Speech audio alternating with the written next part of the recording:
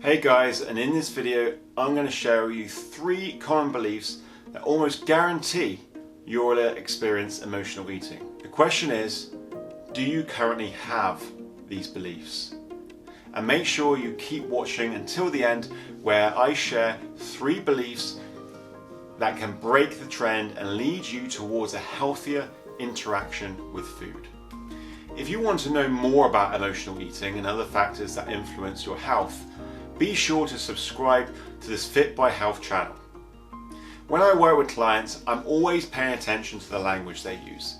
It's a clear indication on what influences their decisions and what's holding them in their present state. I remember working with one client who said, "I'm just weak and useless, aren't I?" Aside from trying to coax me into giving them validation, it was clear those beliefs were not useful to get them what they wanted. A common term of phrase when describing eating is, "I try to be good, but then I just find myself eating everything in the cupboards." You can imagine someone who says this would also hold the belief they are, in their words, weak and useless, because it validates their actions. Your beliefs are a large part of how you deal with emotional eating. Emotional eating is defined as a tendency to overeat in response to negative emotions such as anxiety or irritability. It is certainly true that you can predict levels of emotional eating based on how often someone experiences negative emotions. Whilst you can still overeat in a somewhat positive emotion, weight gain and emotional eating is more associated with regular experiences of negative emotions. And this is why it is so important you have ways of dealing with negative emotions that do not involve eating. Now, someone watching this might be thinking, well, that's easier said than done. And I would agree. Food is abundant in our environment, the food associated with emotional eating is cheap, and you've had experiences in the past where it has provided comfort, albeit in a short period.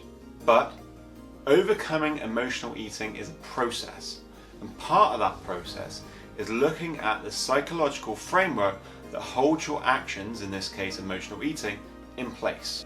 In this video I'm going to show you 3 beliefs I have heard a number of times when working with clients and when looking at the forums related to food and weight. These beliefs all but guarantee emotional eating will be present unless they are dealt with. So the 3 beliefs that guarantees emotional eating are as follows. Number 1. I'm a prisoner to my emotions. In psychology, there is a concept called locus of control.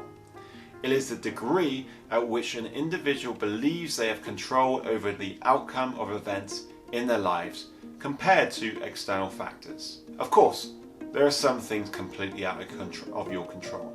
The decisions that governments make are largely out of your control aside from the voting you cast.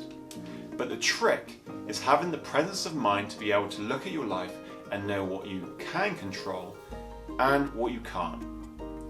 When you look at these beliefs, I'm a prisoner to my emotions, I have the image of a person saying it in the prison cell, standing guard outside the cell is their emotions. And some feel like this. They feel they are at the mercy of whatever emotion comes up, and eating becomes their only source of comfort until the emotion subsides, leaving the consequence of the eating episodes, which tends to be shame, regret, and disgust. As you may have experienced, this is the issue with emotional eating. It provides a small amount of comfort within an emotional context, whether that be boredom, tiredness, or sadness, but after, when the time passes, you experience usually shame, regret, and disgust about what and how much you've eaten. It becomes a vicious cycle, and you get that reaction for a large part because of the next belief. Number 2, I have to be good with my eating in order for it to be at the weight I want. Now, ever since childhood, many have had good and bad patterns attached to the behaviours related to food. I'm going to be good this week after the weekend I've had. I've been good recently, so I'm going to treat myself. I've been so bad recently, I eat everything I can get my hands on. The good and bad patterns puts a rule structure on your eating that is based on an all or nothing way of thinking. I see this all the time with new clients, and it is usually a big sign trouble is on the way. The reason being is because they are literally setting themselves up for failure. Think about it. When you are a child, if you are bad, you are likely to get punished. If you are good, you expect a treat or an acknowledgement of your good behaviour. The same thing happens with food and exercise, and the problem lies in your focus in time when assessing whether you've been good or bad. For example, let's take a 7-day period. You come to me and I ask, how's your week been? And you reply, terrible. On Wednesday I went out with my friends and I had burger, chips, and then a cake. I then ask, what about the other days? To which you reply, oh yeah, great. I was super healthy, ate loads of fruit, vegetables, and lean meats. Now, I've worked with enough clients to know a large amount of people would focus on what happened on the Wednesday and completely disregard the other days because Wednesday was the day they were bad. It is a problem because if they are not careful, that can and commonly does lead to what I call the oh sod it moment, where they think they failed so they go off the rails. Weight loss, fitness, health is an ongoing process. It's what you do over time that counts, not the specific context. This is why you shouldn't be about being good or bad. It's about whether you are consistent with your behaviours that lead to progress. And this is heavily reliant on your beliefs. Number 3, I'm no good at anything health and fitness related. There is a concept called self-efficacy. It is your belief in your ability to succeed within certain contexts. I have been a personal trainer for a number of years, so I have a belief I could successfully conduct a personal training session. But here is where the magic happens. Because I have that frame of reference, where I've become good at something, it provides me with a confidence in my belief that I could be good at something else, such as becoming a yoga teacher, for example. It provides me with the confidence I can pursue something, knowing I know nothing now, but could be good at it in the future. I see people all the time who emotionally eat and have no belief in their ability to overcome it. Others may, but not them. This belief puts a chain around their ankle before they even start the race. When I talk to people who have emotional eating issues, I say from the beginning, you must have an openness in your ability to change.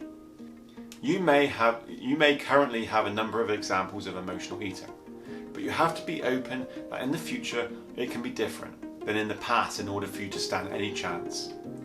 Part of this will be asking yourself the question, what am I good at? And before you say nothing, let me tell you, there's always something. I don't care who you are. Use that as an example of how you were low skilled at something, but now you are better.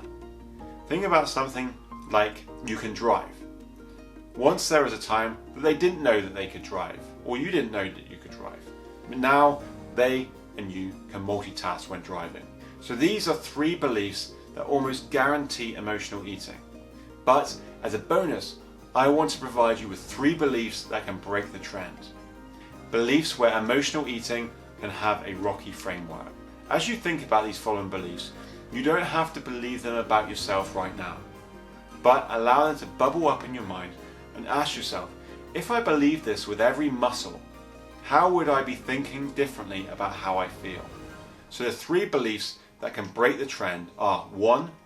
Mistakes happen, it's how I react to them that matters. 2. I have the resources required to make the first step to improving my health and fitness. And 3. I can handle my emotions in ways other than easy. So that's it for another video. Put in the comments box below some beliefs you have about health, fitness and emotional eating. And please like and subscribe to this channel. It really helps in showing this video to others who can get value from it. So until next week, I'll see you then.